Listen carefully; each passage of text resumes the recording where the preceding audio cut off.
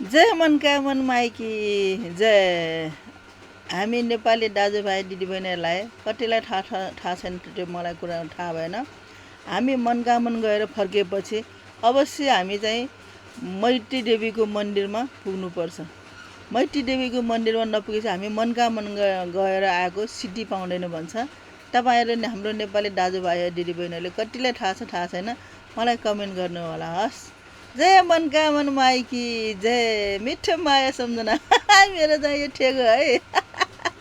मनकामनाको साँच्चै कुरा गर्नुपर्दा मनकामना गएर आएपछि अवश्य पनि मैत्री देवी मन्दिरमा पुग्नु होला। अनि मनकामना गएर सिद्धि त पाउँछ नै, अवश्य नै हो होइन।